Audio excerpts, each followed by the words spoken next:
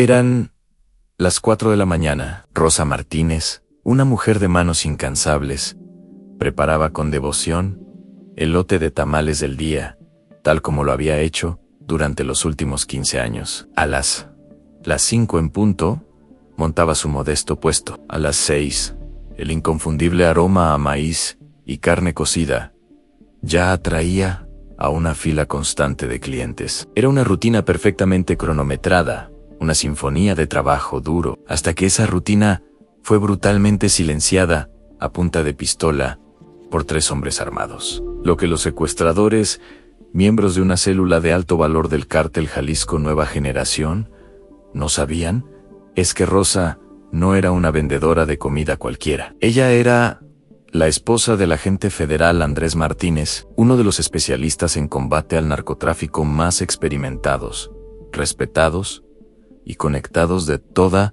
la Fiscalía General de la República en México. Y cuando Andrés recibió la llamada devastadora de que su esposa había desaparecido, no solo movilizó a un equipo de rescate, él desató los recursos de inteligencia y tecnología federal que él, CJNG, jamás imaginó que existían en ese nivel. Quédate hasta el final para descubrir la cacería tecnológica que permitió un rescate en tiempo récord y como un simple secuestro de extorsión, se convirtió en la captura más importante del año para las autoridades federales. Esta es la historia de Rosa Martínez, una mujer de 41 años, cuya vida era un testimonio de dedicación. Durante más de 15 años, su puesto de tamales ha sido un punto de referencia en las bulliciosas calles de Guadalajara. Su jornada comenzaba antes que el sol. A las 3:00 de la mañana, Rosa ya estaba de pie, preparando la masa de maíz, cocinando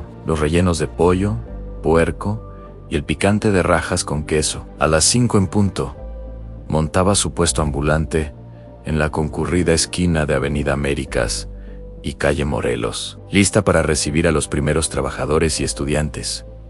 Sus tamales eran famosos, una delicia local. La gente hacía cola y la respetaban por su humildad, su amabilidad inquebrantable y su arduo trabajo. Lo que la inmensa mayoría de sus clientes y vecinos no sabían era el secreto que Rosa guardaba por su propia seguridad.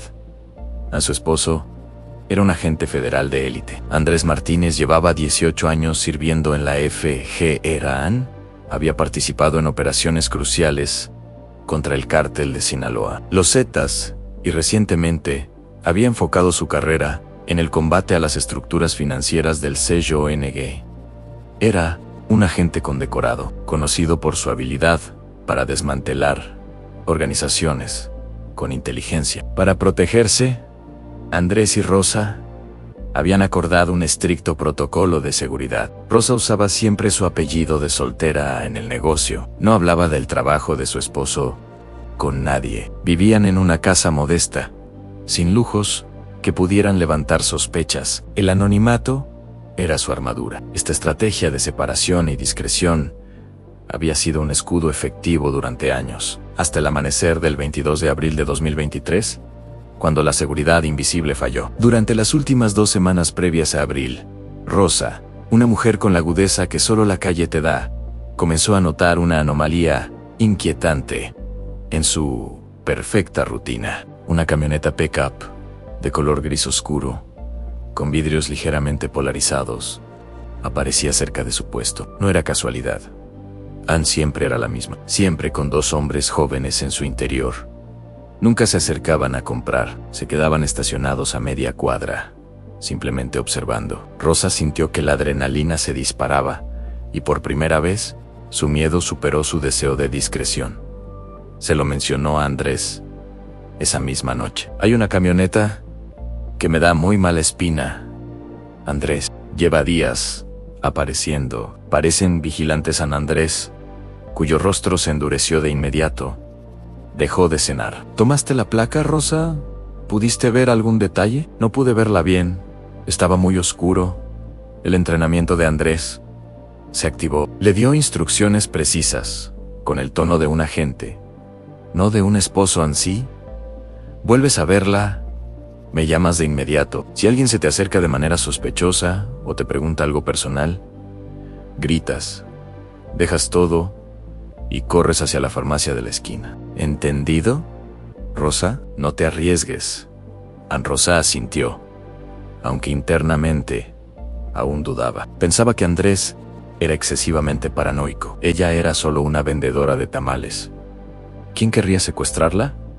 El 22 de abril, la rutina se sintió más pesada. Eran las 5:15 de la mañana. La calle todavía estaba envuelta en esa penumbra pre-amanecer. A las 5:35, la camioneta gris apareció.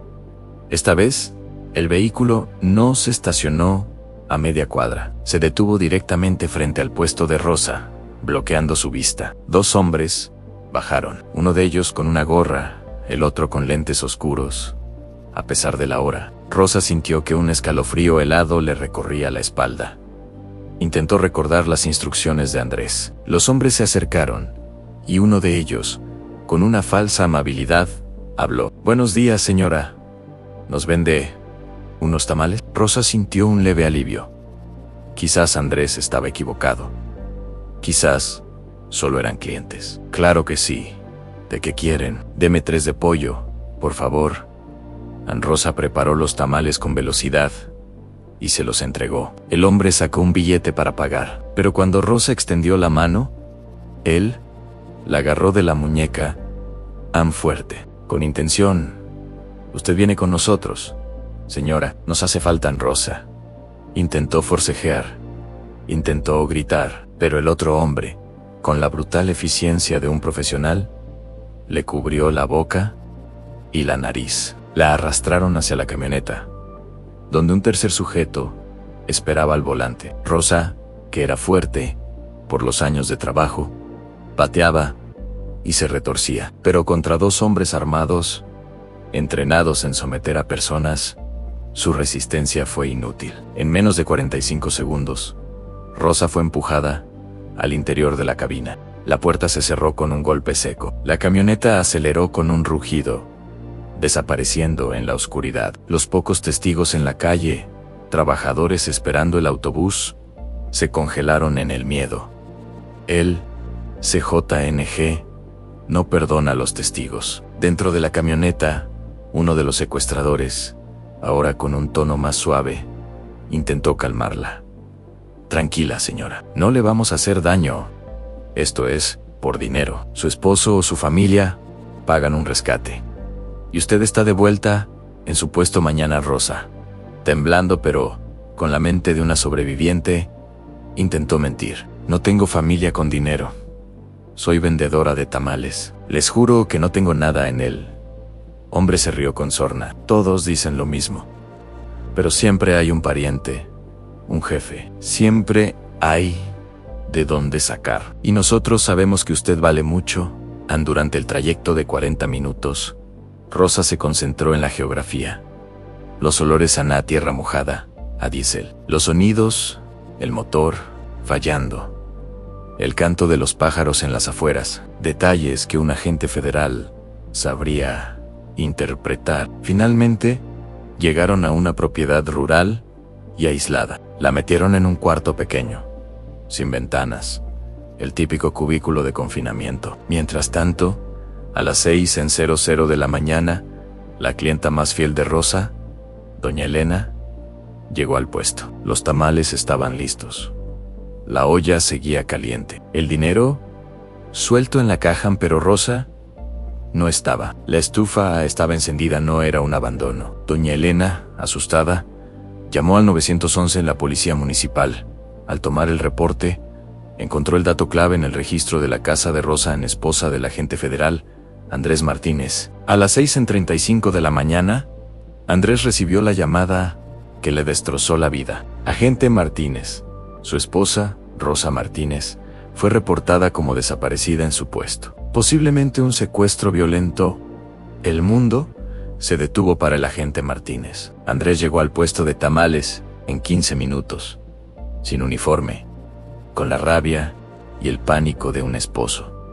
Vio el puesto, los tamales humeantes, la caja abandonada, y supo que la estrategia de seguridad había fallado. En el acto, su mente se desconectó del pánico y se conectó al protocolo federal de alto riesgo. Movilicen a mi equipo. Necesito acceso total a todas las cámaras de seguridad del C4 y C5 EN, un radio de 5 kilómetros. Ahora sin burocracia.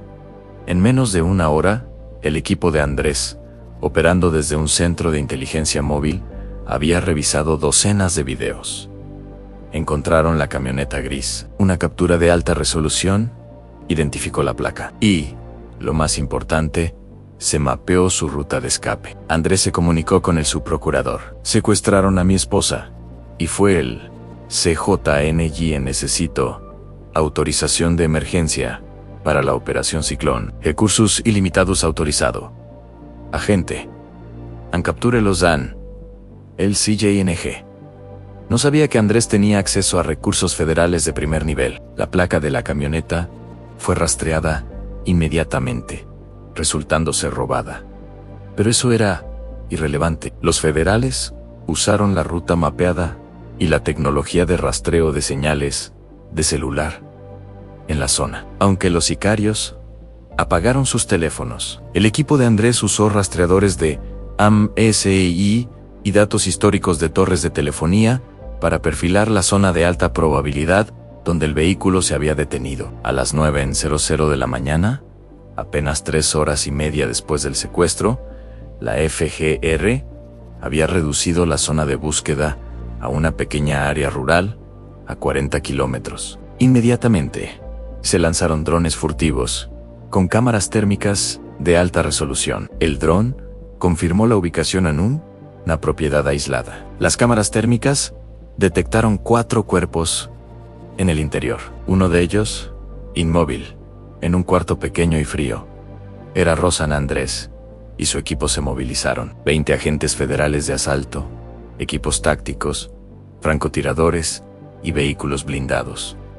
Estaban listos para el asalto relámpago. Pero mientras se preparaban para irrumpir, un técnico de inteligencia interceptó un mensaje encriptado. La casa no era solo un escondite temporal, era una casa de seguridad permanente de alto valor. Y el mensaje indicaba que el líder regional del cártel, el elusivo y temido El Lobo, estaba programado para llegar a esa ubicación esa misma tarde para una reunión de logística. Andrés tomó la decisión más arriesgada de su vida. Un dilema entre el esposo y el agente. Detengan la operación de asalto.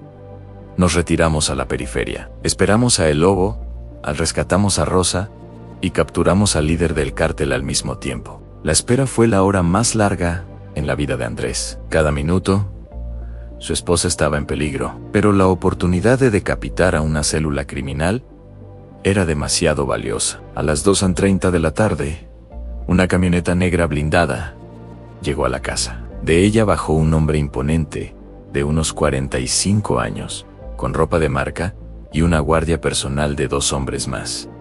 Era El Lobo. En el momento en que El Lobo y sus guardaespaldas entraron en la casa, Andrés dio la orden.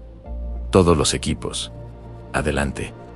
Ahora, agentes federales irrumpieron desde 3 puntos simultáneos. Un helicóptero volaba abajo para desorientar a los sicarios. Los francotiradores cubrían las salidas. El ataque fue tan rápido y coordinado que la resistencia fue mínima. Los sicarios fueron completamente superados por la precisión y el entrenamiento federal. En menos de 3 minutos, todos estaban en el suelo, esposados.